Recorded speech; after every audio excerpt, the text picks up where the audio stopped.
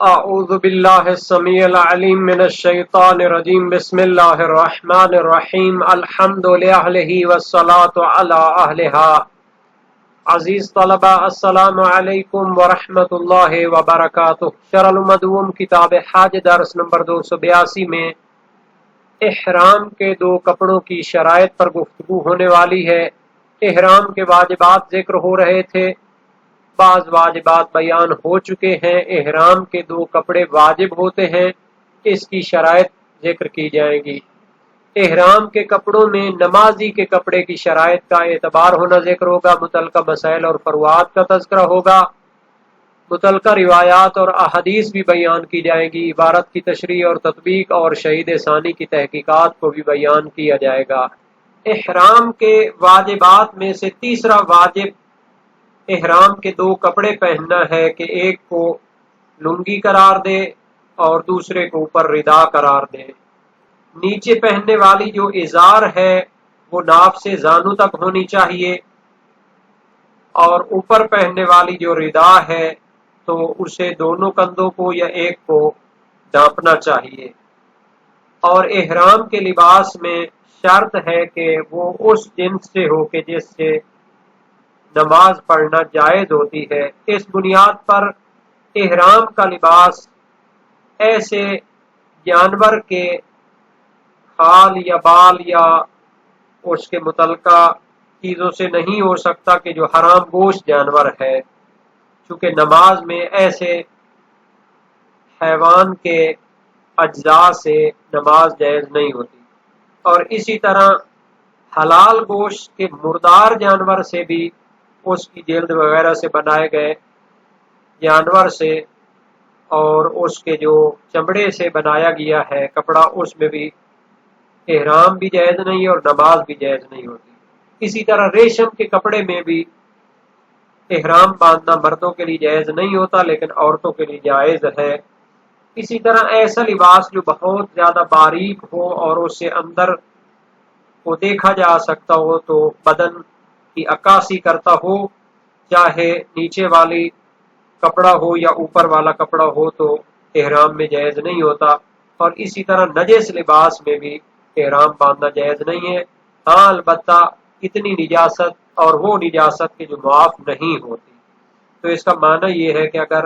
معاف شدہ نجاست ہو تو اس سے احرام باندھا جا سکتا ہے، جیسے خون ہو 1 درہم بغلی سے کم ہو تو اس میں احرام مشکل نہیں ہوگا۔ ان کی تفصیلات کتاب و صلاۃ اور کتاب نماز میں گزر چکی ہیں۔ عبارت کو دیکھتے ہیں۔ فرمایا وَلَبْسُ ثَوْبَيِ الْإِحْرَامِ الْكَائِنَيْنِ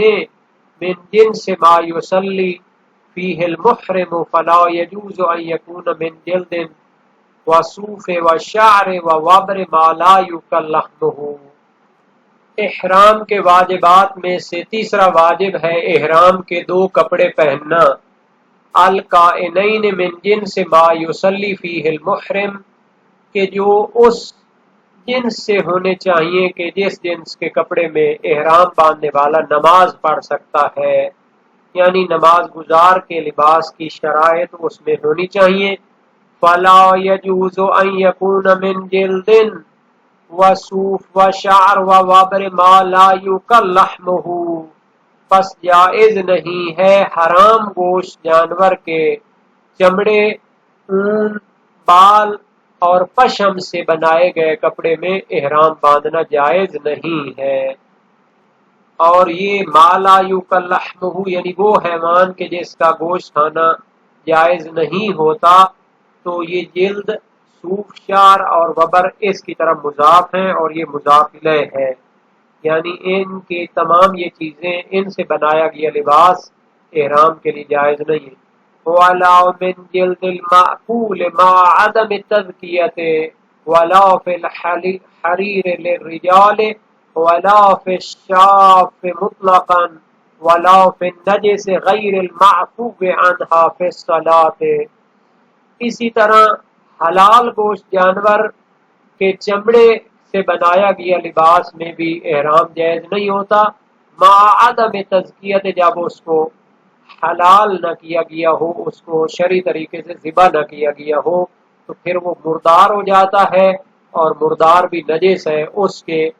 چمڑے سے بنائے گئے لباس میں نہ نماز ہوتی ہے نہ احرام جائز ہے۔ وَلَا فِي الْحَرِيرِ لِلرِّجَالِ، اور اسی طرح مردوں کے لیے ریشم کے کپڑے میں بھی احرام باندھنا جائز نہیں ہے۔ وَلَا فِي الشَّافِ مُطْلَقًا، اور اسی طرح نازک اور باریک کپڑے میں بھی احرام باندھنا جائز نہیں ہے جس سے بدن نظر آتا ہو، اور مطلقاً سے یہاں پر مراد ہے چاہے نیچے والا ہو یا اوپر والا ہو۔ اور بعض فقہا نے چونکہ اس میں تفصیل دی ہے کہ نیچے والا جو کپڑا ہوتا ہے جیسے شرمگاہ کو ڈھانپا جاتا ہے وہ باریک ہونا جائز نہیں ہے، لیکن اوپر والا جو کپڑا ہے جس کو چادر کے طور پر استعمال کرتا ہے وہ باریک ہو تو کوئی حرج نہیں ہے۔ اور بعض اوقات اس سے مراد یہ ہو سکتا ہے کہ عورتوں کے لیے اور مردوں دونوں کے لیے ایسا کپڑا جائز نہیں ہے احرام میں۔ وَلَا فِي النَّجِسِ غَيْرِ الْمَعْفُوِّ عَنْهَا فِي الصَّلَاةِ، اور اسی طرح اس نجس کپڑے میں بھی جائز نہیں ہے احرام باندھنا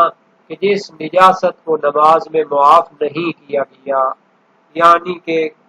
کچھ ایسی نجاستیں ہیں جو نماز کے کپڑے میں معاف کی گئی ہیں، خون جو ایک دن میں پگلی سے کم ہو، اور اسی طرح زخم اور پھوڑے کا خون ان کی خاص شرائط کے تحت وہ معاف ہوتے ہیں۔ مزید فرمایا وَيُعْتَبَرُ كَوْنُهُمَا غَيْرُ مَخِيطَيْنِ وَلَا مَا أَشْبَهَ الْمَخِيطَ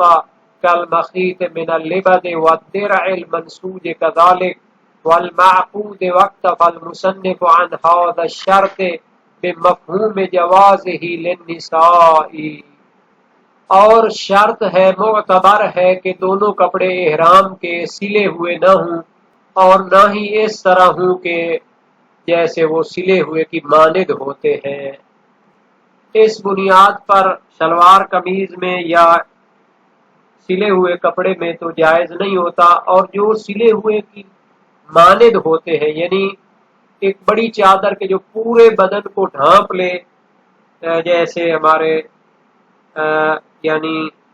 سردیوں میں بڑی بڑی چادریں استعمال ہوتی ہیں تو ان میں بھی احرام باندھنا جائز نہیں ہوگا۔ کل مخیط من اللبد، جیسے اون کے بڑی چادریں ہوتی ہیں یا نمدہ بنا لیا جاتا ہے، والدرع المنسوج کذالک، اسی طرح بون کر جو بڑی زرہ بنائی جاتی ہے۔ درع المنسوج یعنی بنی ہوئی بڑی چادر کو کہتے ہیں کہ جو اس انداز سے بنائی جاتی ہے جیسے ابا کبا ہوتی ہے یا بڑی چادر ہوتی ہے جو پورے بدن کو ڈھانپ لیتی ہے، تو یہ بھی سلے ہوئے کی مانند ہوتی ہے، اگرچہ اس پر زیادہ سلائی استعمال نہیں کی جاتی تو وہ بھی ممنوع ہے۔ عرب میں ایسے لباس کو درع سے تعبیر کیا جاتا ہے، بعض اوقات منسوب حدیثوں میں بھی ہے لا ثوبا تدرعه، یعنی ایسا لباس استعمال کرنا کہ جو ابا کبا کی مانند ہوتا ہے اور ڈھانپ لیتا ہے پورے بدن کو۔ علامہ مجلسی نے روضۃ المتقین میں ایسی تفسیر بیان کی ہے۔ اس سے زرہ جنگی مراد نہیں ہے، لیکن مراد یہ ہے کہ ایسا بڑا کپڑا کہ جو سردیوں میں کام آتا ہے، اسی طرح یعنی انسان کے بدن کو سخت قسم کے حالات سے بچاتا ہے۔ والمعقود، یعنی ایسا بڑا کپڑا کہ جس کو سیا تو نہیں کیا لیکن آپس میں گرا لگا کر اس کو اتنا بڑا بنا دیا ہے کہ وہ سلے ہوئے کی طرح ہوتا ہے اور پورے بدن کو ڈھانپ لیتا ہے۔ واکتفى المصنف عن هذا الشرط بمفہوم جوازه للنساء، اور مصنف یعنی شہید اول نے مرد کے جو کپڑے ہوتے ہیں احرام کے وہ سلے ہوئے نہیں ہونے چاہیے، ان کو علیحدہ طور پر بیان نہیں کیا، اور اس شرط کو بیان کرنے کے لیے اکتفا کیا ہے اس کے مفہوم سے کہ سلے ہوئے کپڑے عورتوں کے لیے احرام کی حالت میں پہننا جائز ہوتے ہیں۔ اس کا مفہوم یہ ہے کہ مرد سلے ہوئے کپڑے نہیں پہن سکتے، چونکہ وہ بعد میں اپنی عبارت میں فرمائیں گے وَيَجُوزُ فِي الْحَرِيرِ وَالْمَخِيطِ لِلنِّسَاءِ، کہ عورتوں کے لیے ریشم میں اور سلے ہوئے کپڑوں کو احرام کے طور پر پہننا جائز ہوتا ہے، تو اس کا مفہوم یہ ہے کہ مردوں کے لیے یہ دونوں چیزیں جائز نہیں ہوتی احرام کی حالت میں۔ احرام کے لیے دو کپڑے ہونا یہ واجبات میں سے ہے اور اس میں کوئی اختلاف نہیں ہے، تمام فقہاء شیعہ اس کے قائل ہیں، روایات بھی اس پر دلالت کرتی ہیں۔ صحیح معاویہ بن عمار جلیل القدر سے کا راوی صحاباتی ہیں، امام صادق علیہ السلام سے روایت کی، اذا انتہیت الی العقیق من قبل العراق او الی الوقت من هذه المواقیت وانت تريد الاحرام ان شاء اللہ والبس ثوبیک، یعنی جب عقیق میقات عقیق پر پہنچو عراق کی طرف سے یا کسی میقات تک پہنچو اور احرام باندھنا چاہتے ہو تو باقی احکام بیان کی، اس میں فرمایا کہ آپ نے احرام کے دو کپڑے پہنو۔ وسائل شیعہ باب 15 ابواب الاحرام حدیث ششم، اور یہ اس کپڑے کی جنس کے ہوں کہ جس میں نماز پڑھنا جائز ہوتا ہے، اس میں کوئی اختلاف نہیں، تمام فقہاء شیعہ اس کے قائل ہیں، جیسا کہ علامہ فیض کاشانی نے مفاتیح الشرائع میں فرمایا ہے، اور روایات بھی اس پر دلالت کرتی ہیں۔ صحیح حریث بن عبداللہ سجستانی بلوچستانی اور آج کل کے علاقے پاکستانی بنے گا، امام صادق علیہ السلام کے جلیل القدر شاگرد ہیں، فرمایا کل ثوب تصلی فیہ فلا باس ان تحرم فیہ، ہر وہ کپڑا جس میں تیرے لیے نماز پڑھنا جائز ہے تو اس میں احرام باندھنا بھی جائز ہے۔ اس کا مفہوم یہ ہے کہ ایسے کپڑے میں احرام باندھنا جائز نہیں ہے کہ جس میں نماز جائز نہیں ہوتی، تو یہ ہر اس کپڑے کو شامل ہے کہ جو حرام گوشت جانور کے متعلقات سے بنایا گیا ہو یا پھر حلال گوشت کی جلد سے کہ جس کا تزکیہ اور ذبح شرعی نہیں ہوئی، اور مرد کے لیے ریشم کا کپڑا پہننا بھی نماز میں جائز نہیں ہوتا، اور نجس شدہ کپڑے میں بھی احرام جائز نہ ہوگا جس کی نجاست نماز میں معاف نہیں ہوتی، اور ایسے کپڑے کو بھی شامل ہے کہ جس سے نیچے سے بدن نظر آتا ہو۔ اور اس کی تائید صحیح معاویہ بن عمار جلیل القدر سے کا راوی کی روایت سے ہوتی ہے، امام صادق علیہ السلام سے ناقل کی، سألتہ عن المحرم یقارن بین ثیابہ وغیرها التي احرم فیها قال لا بأس بذلك اذا كانت طاہرا، احرام باندھنے والے کے بارے میں سوال کیا کہ وہ اپنے کپڑے کے ساتھ جس میں اس نے احرام باندھا ہے وہ مقارن ہونا چاہتا ہے، فرمایا کوئی حرج نہیں جب وہ پاک ہوں۔ وسائل الشیعہ باب 30 ابواب الاحرام میں حدیث دوم ہے، اور اسی طرح اس جلیل القدر راوی کی دوسری صحیح سند روایت امام صادق علیہ السلام سے ہے، سألتہ عن المحرم تصیب ثوبہ الجنابہ قال لا یلبس حتی یغسلہ واحرامہ تام، احرام باندھنے والے کے بارے میں سوال کیا کہ اس کے کپڑے کو جنابت لگ جائے، فرمایا اس کو نہ پہنے حتیٰ کہ دھو لے اور اس کا احرام کامل ہوگا۔ مسائل وشیہ باب 37 ابواب طروق احرام حدیث اول ہے۔ اور مردوں کے لیے ریشم اور حریر کا کپڑا پہننا بھی احرام میں جائز نہیں ہے، چونکہ یہ صحیح ہے حریث بن عبداللہ سجستانی کے مفہوم میں شامل ہے، اور عورتوں کے لیے ریشم کے کپڑے میں احرام باندھنے کے جواز میں اختلاف واقع ہوا ہے۔ شیخ مفید ابن ادریس ہلی اور فاضل فرماتے ہیں بلکہ اکثر متاخرین کی طرف منسوب ہے کہ جائز ہوتا ہے عورتوں کے لیے اس میں احرام باندھنا، چونکہ وہ نماز میں بھی ریشم پہن سکتی ہیں، اور روایات بھی اس پر دلالت کرتی ہیں۔ صحیح یعقوب بن شعیب ہے جلیل القدر سے کا راوی، قلت لابی عبداللہ علیہ السلام المرأۃ تلبس القمیص تزرہ علیہا وتلبس الحریر والخز والدیباج قال نعم لا باس بہ، عورت سلے ہوئے کپڑے پہن سکتی ہے اور ریشم اور خز اور دیباج کے کپڑے بھی پہن سکتی ہے احرام میں، فرمایا اس میں کوئی حرج نہیں۔ وسائل وشیہ باب 33 ابواب الاحرام حدیث اول میں ہے،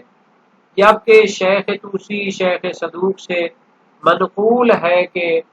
ریشم میں عورت کے لیے احرام باندھنا جائز نہیں ہے۔ صحیح ہے عیس کی وجہ سے امام صادق علیہ السلام سے روایت ہے المرأۃ المحرمہ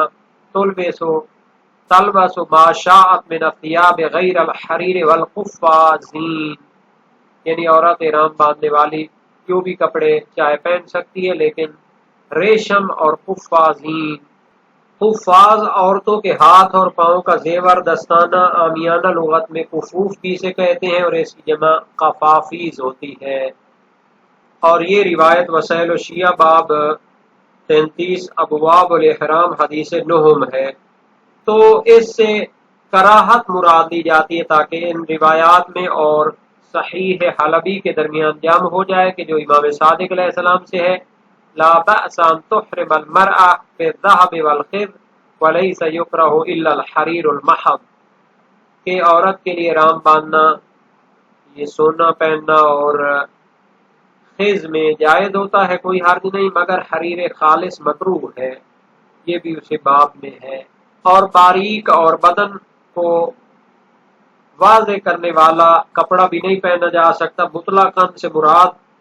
کیا ہے؟ شہید ثانی نے شرائع الاسلام میں جو کہ ان کی مسالک الافہام کے نام سے مشہور ہے فرمایا اطلاق عبارت اصحاب یعنی فقہا تقاضا کرتا ہے کہ اس میں احرام جائز نہیں ہوگا مطلقاً، اس میں فرق نہیں ہے نیچے والی کپڑا ہو یا اوپر والا۔ اور شہید اول نے دروس میں یقین کیا ہے کہ نیچے والے کپڑے میں تو ممنوع ہے اگر وہ نازک ہو اور نیچے سے بدن نظر آتا ہو، اور ردا میں انہوں نے احوط قرار دیا کہ وہ ایسا پتلا کپڑا نہیں ہونا چاہیے، اور اس کا اعتبار نہ ہونا بعید نہیں ہے ردا میں، کیونکہ اصل برات جاری ہوتی ہے اور اس میں نماز جائز ہوتی ہے۔ اور جہاں تک مرد کے لیے سلے ہوئے یا سلے ہوئے کی مانند بڑے کپڑوں میں احرام باندھنے کی ممنوعیت ہے تو اس میں کوئی اختلاف نہیں، تمام فقہاء شیعہ قائل ہیں، روایات بھی اس پر دلالت کرتی ہیں۔ صحیح معاویہ بن عمار جلیل القدر سے راوی امام صادق علیہ السلام سے روایت کی، فرمایا لا تلبس وانت تريد الاحرام ثوبا تزره ولا تدرعه ولا تلبس سراویل الا اللہ یکون لک ازار ولا الخفین الا اللہ یکون لک نعلان۔ مسائل شیعہ باب 35 ابواب طروق الاحرام حدیث دوم ہے۔ وسائل الشیعہ ترجمہ اردو جلد 9 صفحہ 122 میں یہ حدیث موجود ہے۔ شیخ صدوق نے بسند خود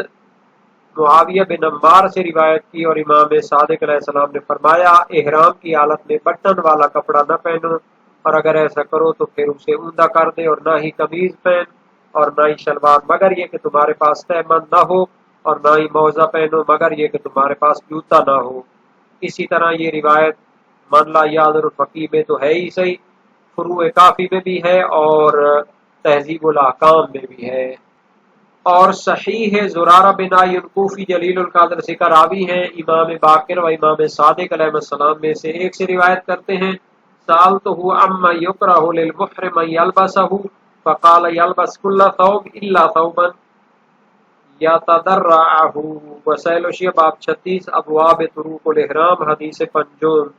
اور ترجمہ وسائل الشیعہ جلد 9 صفحہ 122 میں یہ حدیث موجود ہے۔ امام سے سوال کیا محرم کے لیے کون سا کپڑا پہننا مکروہ اور ناپسند ہے؟ فرمایا ہر کپڑا پہن سکتا ہے سوائے قمیض کے، سلے ہوئے کپڑے کے۔ جناب سید المدارک یعنی مدارک الاحکام فی شرح شرائع الاسلام میں فرماتے ہیں ان هذه الروایات انما تدل على تحریم القمیض والقباء والسراویل والثوب المزرر والمدرع لا على تحریم مطلق المخیط قد اعترف بذلك الشہید فی الدروس الى ان قال لا ریب ان اجتناب مطلق المخیط كما ذکر المتاخرون احوال۔ یعنی یہ روایات قمیض، قبا، شلوار اور آستین والے اور بڑے کپڑے جو پورے بدن کو ڈھانپ لیتے ہیں اس سے منع کرتی ہیں، ہر قسم کے سلے ہوئے کپڑے کو حرام نہیں کرتی۔ شہید اول نے دروس میں اس کا اعتراف کیا ہے لیکن فرماتے ہیں احتیاط اس میں ہے کہ ہر قسم کے سلے ہوئے کپڑے سے اجتناب کریں جیسا کہ متاخرین فقہاء نے فرمایا ہے۔ یہاں تک سلے ہوئے کپڑے کے مشابہ کپڑے بھی مرد کے لیے جائز نہیں ہے۔ تو مدارک الاحکام میں فرمایا شیعہ علماء و فقہا نے سلے ہوئے کے ساتھ اس کے مشابہ کپڑے کو بھی ملغ کیا اور احرام میں اس کو ناجائز قرار دیا، جیسے بڑی کوئی چادر ہوتی ہے، جبہ ہوتا ہے، اور اسی طرح ایک دوسرے کے ساتھ باندھ کر ایک بڑا سا کپڑا بنا کے اس کو کرے۔ تو اس کے لیے تذکرۃ الفقہا میں علامہ ہلی نے استدلال کیا ہے کہ چونکہ یہ سلے ہوئے کے مشابہ ہے تو پھر یہ بھی ممنوع ہوگا، کیونکہ سلے ہوئے کپڑے کی طرح یہ بھی ترفع اور تنعم اور فینسی ہونا، یا اس کو ایک جیسے کہتے ہیں تکبر کی حالت اس میں آ جاتی ہے۔ تو سید المدارک فرماتے ہیں یہ استدلال ضعیف ہے، بہتر یہ ہے کہ اس پر ان روایات اور نصوص کے ساتھ استدلال کیا جائے کہ جن میں پایا جاتا ہے کہ احرام والے شخص کے لیے بڑے کپڑے استعمال کرنا حرام ہے، تو وہ اپنے اطلاق کے ساتھ اس قسم کے کپڑوں کو بھی شامل ہے، اور اس میں سلے ہوئے کی قید بھی نہیں ہے کہ اس کو ہمیں ملحق کرنا پڑے۔